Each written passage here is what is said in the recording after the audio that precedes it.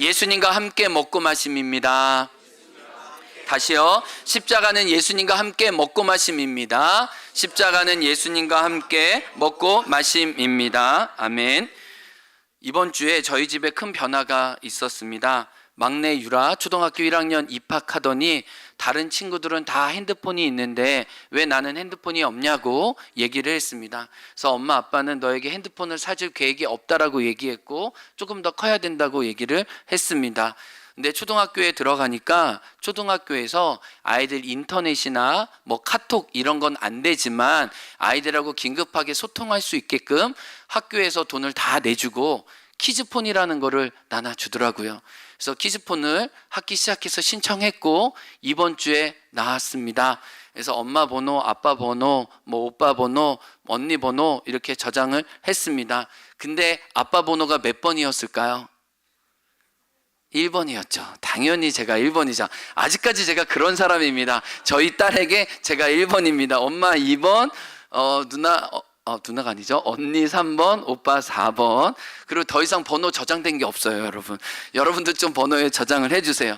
근데 유라가 핸드폰이 있으니까 너무 설레고 너무 떨려서 이렇게 학교 갈 때 이렇게 핸드폰을 지고 가고 어디 갈 때마다 아무에게도 전화가 오지 않고 아무에게도 전화할 사람이 없는데 이 핸드폰을 들고 다닙니다. 이게 얼마 갈지 모르겠지만 그 마음이 느껴져요. 그리고 뭐 아빠랑 이렇게 산책하자고 할 때 자기 이제 이 사진기가 되니까 이렇게 월정리 해수욕장도 찍고 뭐 동네 개도 찍고 뭐 이렇게 구름도 찍고 아무거나 다 찍어요. 근데 아이들이 참 밝은 게 참 뛰어난 게 이렇게 핸드폰을 어떻게 사용해야 되는지 이렇게 뭐 이모티콘이라든지 막 이런 걸 또 다 알아요. 그리고 아빠에게 한번 사랑을 표현하겠다고 이모티콘에 뭐 하트, 뭐 선물, 별 막 이런 거 있잖아요. 한 번에 막 100개씩 와요. 막 이렇게 100개를 한꺼번에 막 눌러가지고 아무런 메시지 툭 보내와요. 그러면 우리 사랑하는 딸 고맙다, 이쁘다 해요. 그런데 월요일, 화요일, 수요일 지나고 난 다음에 저도 설교 사역도 있고 또 여러 가지 준비해야 되는 게 많으니까 유라가 자주 전화하는 게 좀 버거워지고 조금 좀 지침을 제가 솔직히 느꼈습니다. 그리고 제가 목양실에 있으면 늘 전화기 없을 때는 저에게 와서 아빠 뭐 어때 이렇게 했는데 외가 집에 있으면서 이제 저한테 전화를 하기 시작하는 거예요. 그러니까 제가 좀 짜증도 나고 좀 불편한 거예요. 아니 아빠 얼굴을 맞대서 대화하던 애가 아빠 열심히 이렇게 일하고 사역하는 거 아는데 계속 전화를 걸어서 뭐 아무 일도 아니에요. 정말 뭐 아무 일도 아니에요. 그리고 이번 주에는 학교에서, 여러분 진짜 학교에서 저희 집이 제일 가깝잖아요. 근데 학교에서 수아랑 같이 이제 여기 교회로 오면서 자기가 뭐 발이 아프다고 하면서 그 짧은 거리를 아빠가 태우면 안 되냐고 전화를 하는 거예요. 이미 걸어오고 있음에도 불구하고 그게 진짜 아빠가 데려오라고 하는 건지 아니면 자기가 핸드폰이 있다는 걸 친구한테 자랑하고 싶은 건지는 모르겠지만은 그렇게 여러 번 하니까 제 마음에 지쳐서 유라에게 전화 받는 것이 제가 시무룩해졌고 이렇게 좀 무반응으로 이제 일관을 해야겠다라고 마음에 결심을 했습니다. 근데 진짜 제가 저녁에 막 설교 사역 준비하고 막 이렇게 집중해야 되는데 유라가 또 놀다가 전화를 했어요. 그래서 무슨 통화인지 모르겠지만 제가 너무 죄송해요. 저희 딸이지만 무시하고 싶어서 좀 외면하고 싶어서 알겠어 탁 끊어버렸습니다. 근데 2초 후에 유라가 다시 저한테 바로 전화가 왔어요. 아빠 끊어라는 말 하고 끊으세요. 그냥 그렇게 통화 끊어버리는 거 아니래요. 끊으라는 말 하고 끊어 하면서 끊어 하고 딱 끊더라고요. 와, 끊어라는 말 하고 끊어 하면서 끊었어요. 네. 제가 그 짧은 통화지만은 하나님이 유라의 말을 통해 저에게 말씀하실 수 있겠구나라는 생각이 들었어요. 제가 무시하고 무반응으로 내가 딸과의 관계를 맺으려고 할 때 유라가 알려준 거예요. 아빠 나랑 통화가 별로 그렇게 큰 대화 아니더라도 아빠 너무 급하다고 이렇게 닫지 말고 끊는다 유라야 라고 매듭 지어주고 그렇게 좀 정리되고 사랑하는 마음으로 나에게 전화를 끊어주세요라고 제가 딸에게 가르친 것이 아니라 딸이 저에게 알려주었다는 거예요. 물론 너무 익숙하고 잘 아는 관계지만 관계를 보호하는 어떤 적절한 반응과 배려와 섬세함들이 실제로 관계를 지킨다고 어린 8살 유라가 저에게 알려주는 겁니다. 여러분, 친한 사이일수록 끊어 라고 말하고 끊어주세요. 그쵸? 한번 연습해 볼까요? 끊어라고 끊어주세요. 시작. 끊어라고 끊어주세요. 예, 분명히 안 그럴 거 알아요. 분명히 안 그럴 거 알지만 그 마음의 태도와 중심이 그만큼 중요하다는 거예요. 제가 오늘 이 성금요 예배 시간에 살펴보려고 하는 주님이 우리에게 주시는 메시지는 라오디게아 교회인데, 라오디게아 교회가 실은 예수님에게 무반응했어요. 아무런 리액션도 없었습니다. 실은 과시하고 실은 무시하고 실은 외면했어요. 그래서 주님이 오늘 말씀에 굉장히 불쾌하시면서 뭐라고 얘기하냐면, 내가 너를 토하여 내칠 정도로 너가 나에게 그렇게 냉랭하다는 거야.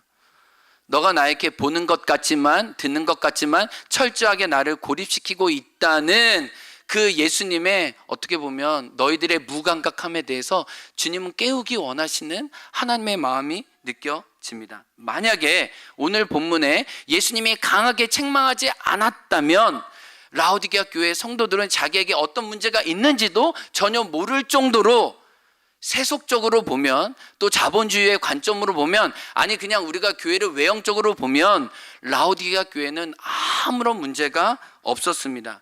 모든 7교회 중에 가장 꿀릴 것이 없었어요. 가장 우쭐대어도 가장 모든 교회 위에 머리 되는 교회가 실은 라오디게아 교회였어요. 그만큼 공적인 인정을 받은 교회가 라오디게아 교회였다는 겁니다. 그런데 우리가 이 요한계시록을 통해 알게 되는 것은 교회의 주인이시고 저와 여러분의 신랑 되신 예수님은 사람과 세상의 평가와 늘 다르다는 것입니다. 우린 이거를 알게 되었죠. 예수님은 한 가지만 오늘 교회에 들이대십니다. 이 교회, 이 너희들이 나와의 관계가 어떠냐는 거예요. 많은 기준들이 있고 많은 평가들이 있지만, 우리가 건강한 교회와 건강한 성도들을 평가할 때 많은 기준이 있어요. 저희 집에 그런 책들이 많아요. 건강한 교회 9가지 특징, 무슨 뭐 자연적인 교회 성장, 이런 책들이 많아요. 네, 그 도움들이 필요합니다. 그러나 성경에서 말하는 저와 여러분이 진정한 그리스도의 신부라면, 정말 주님이 원하시는 그분을 아버지로 모시고 있는 당신의 자녀라면, 우리에게 요구하시는 기준, 우리를 바라보시는 평가 기준은 한계라는 거예요. 우리가 예수 안에 있고 예수가 우리 안에 있느냐, 그것 말고는 다른 것 어느 것도 따지지 않겠다라고 하나님은 결심하시는 거예요. 그만큼 우리의 시선이 다른 것에 가기가 너무 쉽다는 것을 알고 계시고, 하나님은 본질만 붙잡자, 하나님은 하나만 붙잡자, 하나님은 중심만 붙잡자, 나는 그걸로 만족해, 나머지 다 부족해도 나는 그것으로 족하다라고 당신은 당신의 마음을 얘기하고 있는 거예요. 이거를 오늘 요한계시록에 뭐라고 하냐면 영적 실상이라고 그랬어요. 사람들이 보는 실상과 영적인 실상이 다르다는 거예요. 여러분, 성경 있으신 분들은 앞장을 보세요. 2장에 보면은 서문학교회가 나오죠. 서문학교회에게 주님이 뭐라고 얘기하셨습니까? 사람들은 너를 환난 가운데, 궁핍 가운데 있다고 얘기하지, 그래 너희는 환난 가운데 있는 것 같아, 너희는 궁핍 가운데 있는 것 같아. 그러나 실상은 너희는 부요한 자라. 하나님의 나라가 너희 것이다. 착각하지 마라, 왜곡하지 마라. 나는 서문학교회가 이렇게 위대하다고, 이렇게 소중하다고 본다. 영적 실상은 이 가난한 자들이 실은 하나님 나라의 가장 부요한 자야. 너희가 낮춘 자가 내가 가장 높은 자가 될 거야. 나는 이들에게 나의 의의 멸관을 줄 것이다 라고 주님은 영적 실상을 이야기하셨어요. 어제 살펴봤던 사대교회는 유명한 교회의 대단한 이름을 가지고 있었어요. 이 교회가 유명했던 것은 어떤 정치가, 권력과 재력가, 연예인, 아주 유명한 사람들이 이 교회에 다 다닌 것 같아요. 이 사대가 소돔과 고모라라고 얘기했잖아요. 상위 1%만 몰리는 사람들의 교회라고 얘기했잖아요. 그러니까 덩달아 교회가 유명한 이름을 가졌을 거예요. 근데 사람들은 이 교회를 향해 대단한 교회라고 말하지만 주님은 뭐라고 그랬어요? 너는 살았다 하는 교회의 이름을 가졌지만 너는 죽었다. 뭐라고 그랬어요? 너는 시체다. 이 교회는 영적 무덤이다. 주님의 평가는 다른 거예요. 그 기준은 뭐예요? 예수님이 있고, 예수님을 먹고, 예수님을 마시고, 그 예수님의 신부로 그 신랑을 기뻐하느냐, 그 관계만 보신다는 거예요.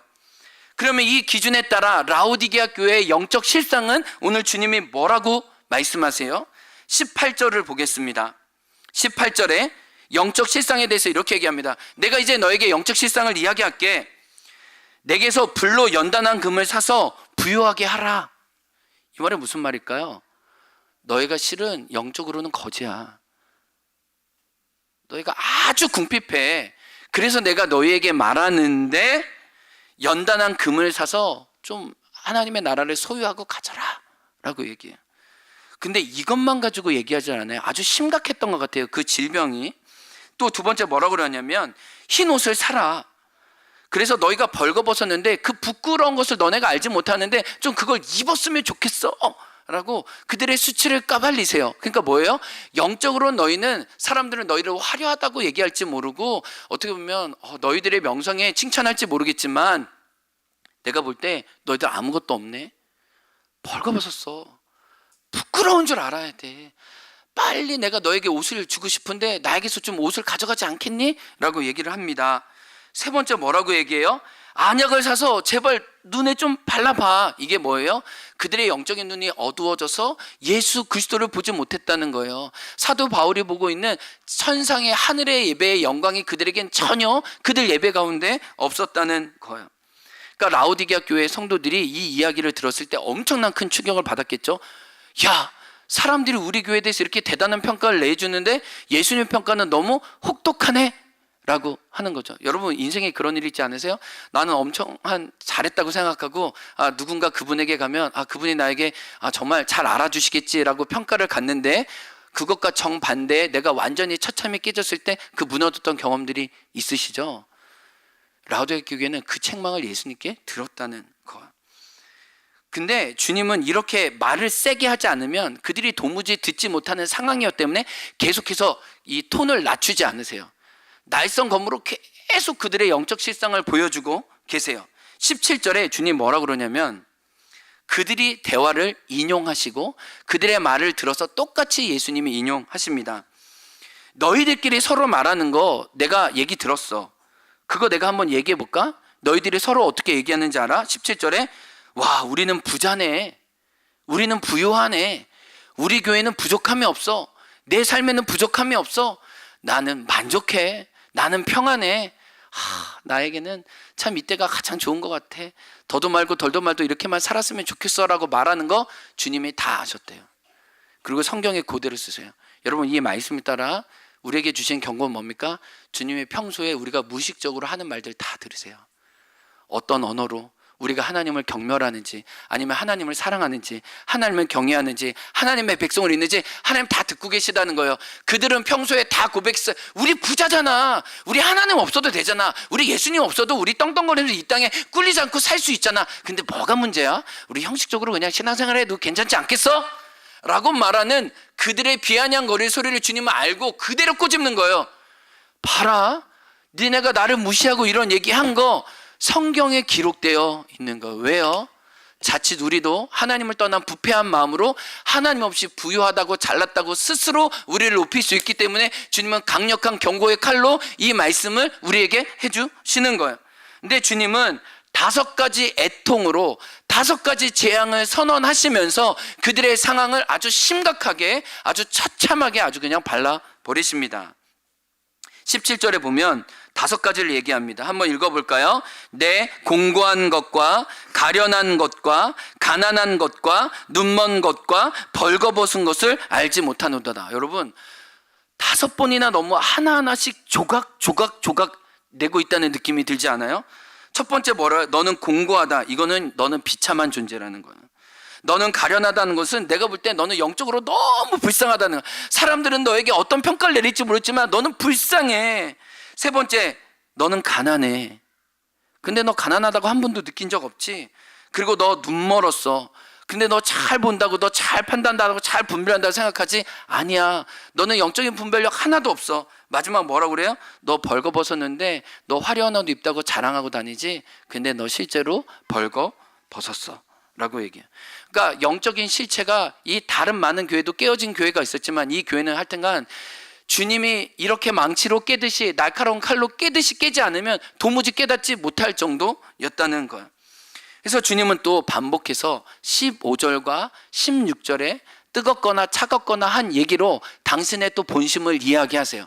정말 알아들었으면 좋겠다는 하나님의 의지가 나옵니다. 15절 16절 읽어보겠습니다. 시작. 내가 내 행위를 아노니 내가 차지도 아니하고 뜨겁지도 아니하도다. 내가 차든지 뜨겁든지 하기를 원하노라. 내가 이같이 미지근하여 뜨겁지도 아니하고 차지도 아니하니 내 입에서 너를 토하여 버리리라. 역겹다는 거예요. 내가 도무지 너를 내치지 않으면 살 수 없을 정도로 너를 향한 나의 의분이 가득하다는 거예요. 근데 3번이나 계속 반복하는 표현이 뭐예요? 여러분, 오늘 새벽에 살펴봤던 빌라델비아 교회는 내가 닫아도 내가 열어줄게. 하나님이 얼마나 빌라델비아 교회를 사랑하셨는지, 정말 당신의 좋은 거 다윗의 열쇠를 주셔서 다 열어줄게. 너를 통해서 사람들이 주를 알고 하나님의 좋은 거 내가 너를 통해 다 유통자로 삼아줄게. 하나님이 3번이나 강력하게 말씀해 주셨어요. 근데 오늘 3번이나 라오디게아 교회에게는 심판과 책망의 말씀으로 뭐라고 얘기해요? 부탁한다. 한 번만이 아니라 뜨겁거나 차갑거나 뜨겁거나 영적인 너희가 깨어있기를 원하는 마음을 이렇게 알려주신 거예요. 근데요, 우리가 일단 이 내용을 살펴보기 전에 먼저 이 말씀을 하시는 예수님의 자상함과 예수님의 좀 배려를 살펴볼 필요가 있어요. 물론 예수님은 지금 징계하세요, 책망하시는 게 맞아요. 그러나 그 깊은 중심에는 정말 그들이 깨닫고 돌아오기를 원하는 마음이 컸어요. 오늘 보면 옷을 사라, 그 다음에 금을 사라 라고 나오죠. 그렇죠? 그 다음에 안약을 사라 이런 얘기가 나오잖아요. 근데 이 고고학적으로 보면요, 이 라오디게아 교회는 금을 유통하는 곳이었어요.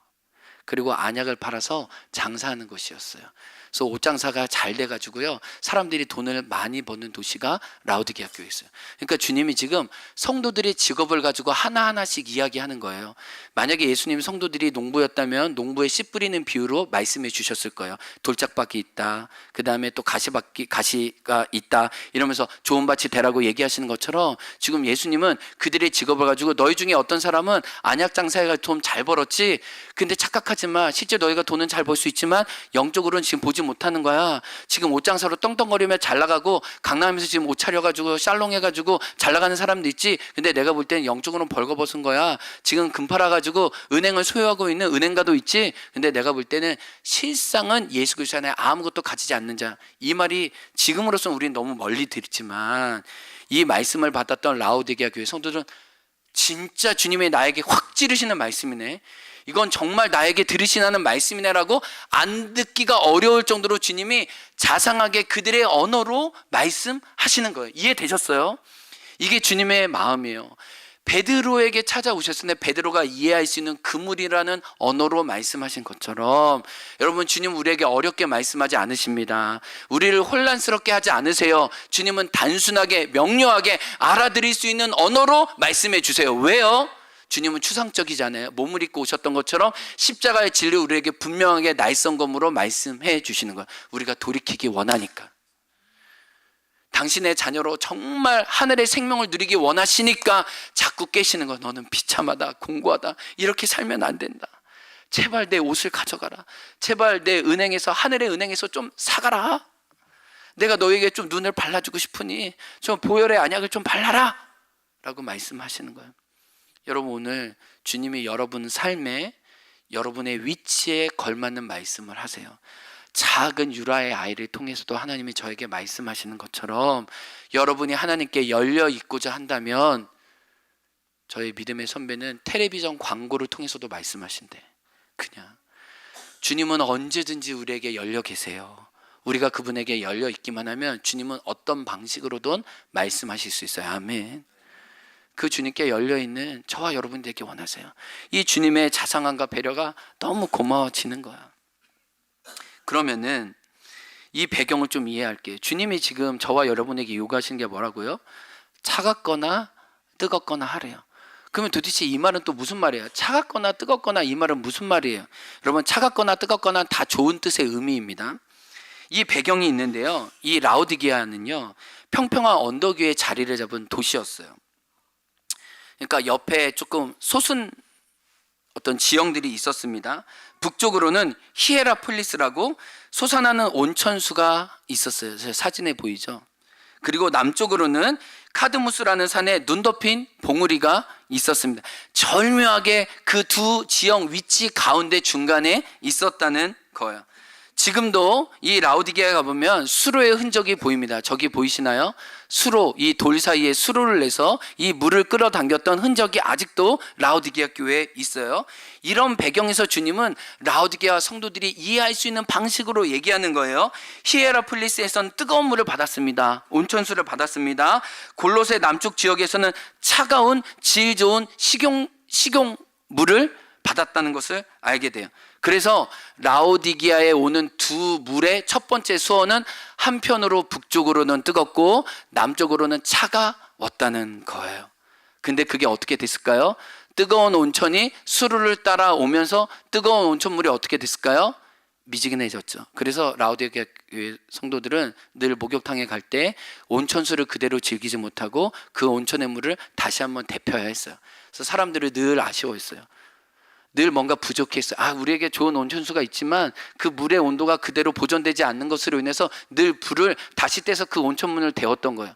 이런 아쉬움을 예수님이 알았을까요? 몰랐을까요? 알고 그 심정을 똑같이 얘기하는 거예요. 너희가 늘 아쉽지? 너희가 늘 불편하지? 뭔가 너무 좋지만 너희에게 왔을 때는 다 좋지 않지? 내가 볼 때 그래. 사람들은 너희를 다 좋다고 해. 근데 내가 볼 때는 아주 불쾌하고 불만족스러워.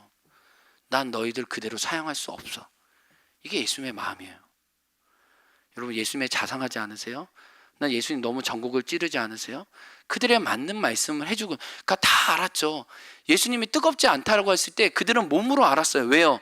온천에 들어갈 때마다 조금만 더 뜨거웠으면 좋겠는데 라는 마음이, 실상은 내가 물에 대해 느끼는 마음이 하나님이 나에 대해서 느끼는 마음이겠구나라고 안 거예요. 그러면 차가운 물은 뭐예요? 차가운 물은 저 골로새 저기 이 눈 녹은 물이 내렸을 때 원래 이 골로새 지역에서 물을 마시면 너무 시원하고 너무 차갑고 해갈이 잘 됐겠죠. 얼음 냉수처럼 시원했겠죠. 근데 그 물이 수로를 따라오면서 여러 과정을 겪어서 식은 물이 어떻게 됐을까요? 또 미지근해졌다는 거예요. 뜨거운 물도 미지근해지고 시원한 물도 데펴져서 미근해져서 라오디게아 사람들이 먹을 때는 뜨겁지도 않고 차갑지도 않았어요. 북쪽을 봐도 아쉽고 남쪽을 봐도 늘 아쉬웠다는 거예요. 주님은 그걸 그대로 가져와서 내가 볼 때 너희들이 이래 라고 말씀하시는 거예요. 이런 의미에서 19절에 주님이 뭐라고 얘기하냐? 따라합니다. 열심을 내라. 따라합니다. 열심을 내라. 여러분, 이 열심을 내라는 말이 한편으로는 차가워지든지 한편으로는 뜨거워지라는 얘기예요. 그러면 하나씩 살펴보겠습니다. 뜨거워지라는 성경적인 의미는 뭐예요? 여러분, 호세아 7장 4절부터 7절까지 보면 하나님이 이스라엘, 북이스라엘을 비유하시는데 빵 만드는 자가 나와요. 빵을 만들어서 이제 밀가루 떡을 구우려고 하는데 화덕에 불을 데폈는데 반죽하는 동시에 이제 불을 뗍니다. 그리고 이제 빵을 만들려고 하는데 불이 죽었어요. 이게 뜨겁지 않다는 거예요. 한결같지 않다는 거예요. 하나님 뭔가 빚으실 게 있어요. 하나님 뭔가 만드실 게 있어요. 세상에서 줄 게 있어요. 내가 너희들을 반죽으로 빚어서 세상에 나누겠다고 하세요. 근데 반죽을 빚는 동안 막 라오디게아 교회가 불이 들어오는 것 같지만 이제 본격적으로 요리를 해보고 당신 셰프의 아름다운 손길이 이 교회에 드러나려고 하면 주님, 이미 우린 끝났는데요. 그냥 번개불에 콩 튀겨 먹고 끝. 그러니까 주님이 한결같지 않음을 안타까워하시는 거예요.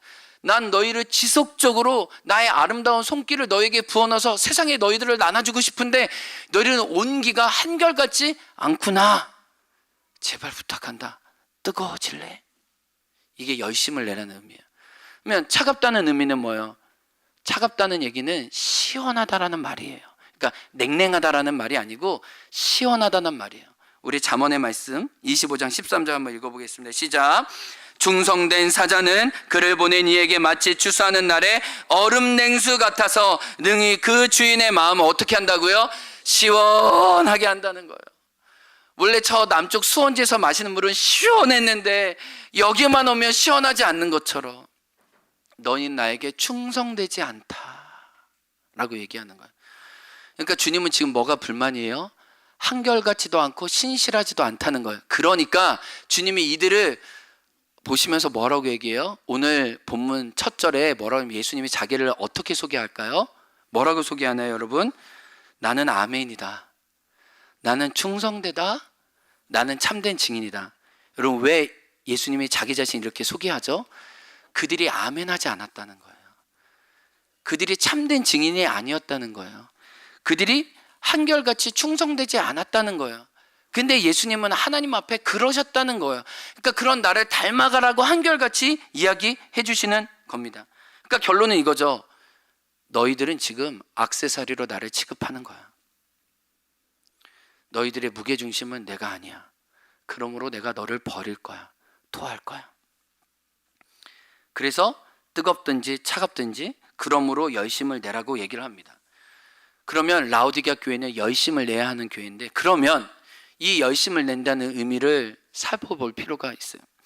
여기서 열심을 낸다는 것은 우리가 그냥 문자적으로 보면 예수님을 위한 어떤 활동을 하는 거나 어떤 봉사를 하는 거나 어떤 몸을 움직여서 가시적으로 뭔가 그분을 위한 어떤 보여지는 일들을 하는 것으로 열심을 낸다고 착각할 수 있어요. 근데 여러분, 성경은 문맥 가운데 하나님의 본심을 읽어야 돼요. 열심을 낸다는 것은 하나님을 위한 어떤 일을 하는 것이 아니라 오늘 본문에 따르면 예수님과 함께 하는 것이에요. 예수님에 대한 어떤 일이 아니라 예수님과 함께 머무는 것이 예수님이 원하시는 열심입니다. 아멘. 따라합니다. 예수님을 위한 어떤 일이 아니라 예수님과 함께 하는 것입니다.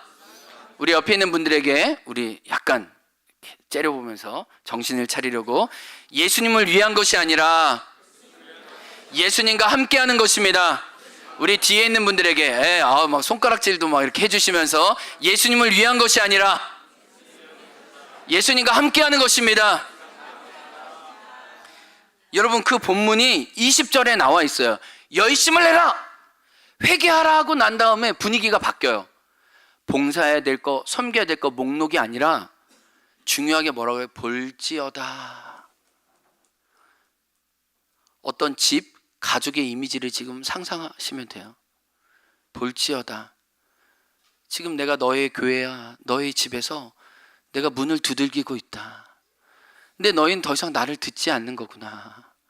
나는 너희들 위해서 맛있는 빵을 구워줄 준비로 내가 너희 집에 들어가려고 하는데 너희들은 서로 먹고 마시고 흥청망청함으로 더 이상 나를 드릴 그 자리가 없구나라고 얘기를 하시는 거예요. 그러니까 오늘 본문에 보면 20절에 한번 읽어보겠습니다. 시작. 볼지어다 내가 문 밖에 서서 두드리노니 누구든지 내 음성을 듣고 문을 열면 내가 그에게로 들어가 그와 더불어 먹고 그는 나와 더불어 먹으리라. 여러분, 계속 강조하는 게 뭐예요? 더불어 먹자, 더불어 먹자, 더불어 식탁하자. 그 아랫절 말씀에도 함께 앉자, 함께 앉자. 지금도 앉고 마지막 때에도 함께 앉자. 주님이 말씀하신 건 단순해요. 신부로서, 친구로서 구애하시는 거예요. 나를 위한 많은 일들 너무 고마운데 그것 말고 지금은 나랑 마시자, 지금은 나랑 가족하자, 지금 나랑 친밀한 관계로 그냥 여기를 충분히 머물러 있자. 우리에게 그게 필요하지 않느냐? 여러분, 이게 우리에게 주시는 주님의 초대예요. 우리는 예수님을 믿을수록 실제로 많은 봉사와 많은 섬김과 많은 수고와 많은 애씀을 해요. 그걸 주님이 귀하게 여기십니다. 그걸 모르시는 바는 아니에요. 근데 우리는 늘 그런 일들 속에 주님을 소외시키죠. 주님 우리에게 찾아오십니다. 아니야, 먼저 예배자 되어줘. 먼저 나를 바라봐줘. 먼저 너의 귀가 나에게 향하기 원해. 너 나와 춤출 수 있겠어? 너가 나를 위한 일들 내가 알지만 내가 원하는 건 너잖아. 너도 나를 원하잖아. 그걸로 좋게. 내가 보는 제일 중요한 기준은 그거니까. 제가 일전에도 말씀드린 적이 있는데 앞으로도 더 듣는다고 생각하고 그냥 들어주세요. 2011년 3월 17일 저희 아내의 왼쪽 다리가 부러져서 7조각이 났죠. 뼈가 바깥으로 나왔고 본인의 말로는 케찹이라고 얘기하지만 피가 뚝뚝뚝뚝 강남역 이 이 국민은행에서 이렇게 내려오는 길에 그렇게 넘어졌습니다.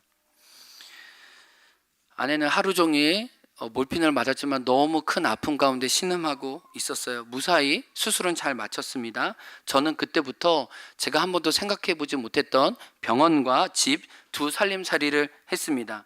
새벽에 일어나서도 병원으로 갔다가 다시 또 대강고 교목으로 사역했기 때문에 아침에 벌써 이렇게 두탕이나 여러 가지 일들을 했습니다. 태어나면 병원에 가서 아내를 돕다가 또 집에 가서는 또 아이들이 그때 어렸기 때문에 아이들을 돌보는 일을 했습니다. 집에 가서는 엄마의 빈자리를 채우기 위해 아이들과 놀아주는 척을 했고 나름 애썼고 밀린 빨래와 설거지와 청소도 정말 하려고 애를 썼었습니다. 그러다 보니 금방 녹초가 되었죠. 새벽이면 그러나 푹 자는 것이 아니라 긴장 속에 또 깨게 됩니다. 병원에 갔다가 또 학교 교목생활 계속 이런 생활을 하게 되었습니다. 그런데 아내가 태어나고 난 다음에 저는 더 많이 바빠졌습니다. 이전에는 2명의 아이들만 챙기면 됐지만 이제는 아내도 더 챙겨야 했습니다. 병원만큼 못 해주지만 병원만큼 해주는 흉내를 내야 됐기 때문에 저는 무척 바빴습니다. 긴장을 조금도 늦출 수 없었습니다. 시간이 지나면서 제 몸과 마음이 지쳐간다는 걸 저는 너무나 잘 알았어요. 그러나 그것을 표현할 수는 없었어요. 너무 아내의 아픔이 컸기 때문에, 상실이 컸기 때문에. 그런데 어느 날이었습니다. 아내가 저에게 불평을 했습니다. 저를 나쁜 사람이라고 얘기를 하는 겁니다. 진짜 나쁘다고 했는지 아니면 그런 뉘앙스를 풀었는지 모르지만 저는 분명히 이해했습니다. 지금 나에게 불평하는구나. 저도 너무 힘들었던 터라 그 불평을 들어주기가 싫었습니다. 내가 당신과 우리 아이들을 위해서 얼마나 애쓰고 있는데 당신은 내 노력과 수고를 몰라준다고 저도 소리를 높여서 따지기 시작했습니다. 나도 지쳤는데 내가 할 수 있는 최선을 다하고 있는데 그 어떤 최선을 나에게 요구하냐. 당신 나에게 가혹하다. 당신 나에게 잔인하다. 내가 여기서 뭘 더 해야 되냐? 라고 아내에게 얘기했던 거예요. 당신이 아무것도 움직이지 못하는 걸 알지만 당신이 움직이지 못하기 때문에 나는 당신을 위해 더 많이 움직이고 있다라고 제가 설득하면서 아내에게 이야기를 했죠. 그런데 여러분, 이때 중요한 건 아내들의 눈물입니다. 이 남성의 분을 멈추는 건 여자의 눈물이에요. 저희 아내가 눈물을 흘리면서 이렇게 이야기하는데 제가 바로 마음이 이렇게 같은 방식으로 반응하면 안 되겠구나라는 걸 딱 알게 됐습니다. 아내가 저를 인정해 줬습니다. 당신이 얼마나 좋은 아빠인지, 당신이 얼마나 어머니에게 좋은 아들인지, 당신이 좋은 목사가 되려고 하는지, 학교에서 얼마나 아이들을 열심히 잘 만나고 있는지 안다고 했습니다. 그런데 자기가 지금 이야기하고 싶은 건 당신은 나에게만은 좋은 남편이 아니라고 했습니다. 정작 내가 병원에서 태어나고 회복하면서 이 집에 왔을 때 제일 필요한 것 한 가지가 있었는데 나의 말에 귀를 기울여주는 것을 나는 너무나 원했다는 거예요. 그때 저희 아내가 유학을 가려고 준비하고 있었고 또 공부하고 있었던 부분도 있고 또 직장을 내려놓으면서 새로운 비전과 부르심을 향해 걸어가고 있었는데 다리가 7조가 나면서 그 모든 게 다 깨어졌거든요. 그러니까 몸만 깨어진 게 아니라 미래와 소망과 자기 자신의 전부였던 게 모두가 다 산산조각 나서 정말 깨어진 유리처럼 그것을 어떻게 다시 모아야 되는지 모를 상황이었다는 거예요. 저한테 얘기했습니다. 나의 상실과 나의 두려움과 나의 모호함과 어쩔 줄 모르는 그 낙심의 감정이 너무 큰데 나는 이걸 꼭 당신에게 이야기하고 싶었다는 거야. 공감받고 싶었다는 거야. 근데 집에 와서도 한 번도 당신은 나에게 얼굴을 한 자리에 마주해 주지 않았다는 거야. 저는요, 실제로 아내의 마음에는 관심이 하나도 없었어요.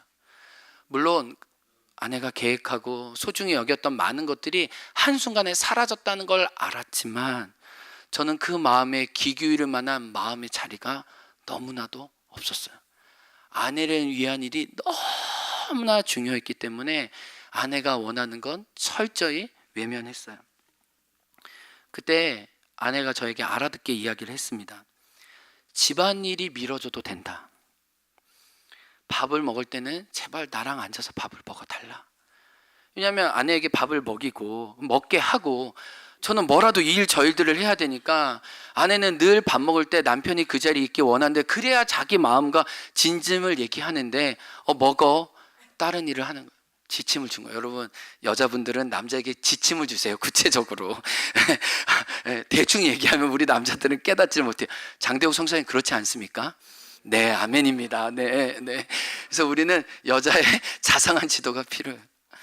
제발 나랑 같이 앉아줘. 밥을 먹어줘. 그리고 아이들이랑 놀아주는 거 안 해도 된대. 나랑 놀아달래. 그러니까 그 말은 움직이지 못하니까 수다 떨어 달라는 거예요. 나도 수다가 고프다는 거예요. 여러분 병실이 아무리 좋아도 그거 아시죠? 수다 떨 사람이 없으면 심심한 거 아시죠? 지옥인 거 아시죠? 수다 떨 마음에 맞는 사람이 있으면 그 병실의 생활도 나중에 돌이켜보면 추억이 되는 거예요. 저는 그 아내의 이야기 속에 망치를 맞은 것처럼 깨달았죠. 철저히 나는 아내를 무시했구나. 아내를 위했지만 아내 편에서는 무시했구나. 아내와 함께 했지만 한 번도 함께 하지 않았구나. 라우디게아 교회에게 주님이 너는 늘 나를 위하지만 진심으로 나를 위하진 않았구나. 너는 나를 위한 많은 일들이 있지만 내가 원하는 한 가지 일은 한 번도 해주지 않구나. 나는 너무 섭섭하다. 나는 너에게 아멘이고 나는 너에게 충성된 증인으로 십자가를 지고 너와 함께 했는데 너는 한 번도 나에게 아멘 해주지 않았다. 너는 한 번도 나에게 충성된 증인으로 끝까지 십자가를 지고 나를 따라오지 않았다. 내가 너를 데리고 무언가 하려고 그러면 너는 잠시 데워진 화덕처럼 금방 식어져 버리고 말았다. 내가 너를 충성된 증인으로 너와 함께 하나님 나라를 꿈꾸고 싶었는데 너는 한결같지 않고 너는 금세 미지근해졌다. 그런 내가 너와 어떻게 함께 하냐? 나는 너를 토할 것이다. 나는 너를 버릴 것이다. 그런데 여러분, 토하겠다 버리겠다 얘기하시면 뭐라고 얘기하세요? 주님 그 다음 절에 이미 우리 앞에서 문을 두들기고 계시잖아요. 우리를 버린다고 하시지만, 우리를 토한다고 하시지만 그분은 우리를 버리지 못해요. 그분은 우리를 포기하지 못해요. 그래서 우리 문 앞에, 여러분 앞에 서 계시는 거야. 사랑하는 딸아, 사랑하는 아들아, 나 기뻐해 줘. 나에게 귀를 줘. 나에게 마음을 줘. 여러분, 에베소 교회에게 하신 말씀이 들리지 않아요? 너희 위대한 교회야. 위대한 행실 다 있어. 그래, 고마워. 근데 나를 향한 사랑이 없어? 나 그거 원하지 않아. 라디오야 교회에 하시는 말씀이 똑같다고 느껴지지 않으세요? 나를 먹어. 나를 마셔. 그래야 너희가 살아나는 거야. 근데 너희 나 먹고 나 마시지 않고도 너희 충분하잖아? 그러니 내가 너희를 어떻게 가만히 있을 수 있겠어? 제발 돌아와 줘. 라고 주님은 말씀하시는 거예요. 오늘 핵심 본문은 뭡니까? 나와 더불어 함께 먹고 마시자. 아멘. 주님은 저와 여러분을 십자가로 초대하시면서 나와 함께 먹고 나와 함께 마시자고 하는 거예요. 근데 놀랍게도 오늘 우리가 성찬식을 나누잖아요. 하나님의 말씀은 정말 살았고 하나님의 말씀 우리 때에 맞는 말씀으로 다가옴을 제가 말씀을 전할 때마다 느껴요. 오늘 지금 라우디게아 교회가 나와 더불어 함께 먹고 마시자고 했잖아요. 근데 이 성찬의 의미가 뭐예요? 예수님과 함께 먹고 마시고 예수님을 즐거워하고 예수님을 기뻐하고 그분에 잠기는 것이 내 인생의 가장 중요한 목적이라고 내 몸으로 직접 느끼는 것이 성만찬이에요. 아멘.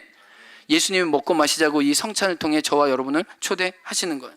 그래서 예수님은 요한계시록의 말씀처럼 또 요한복음 6장 53절과 57절까지 성만찬의 의미에 대해 말씀하십니다. 한번 읽어보겠습니다. 시작.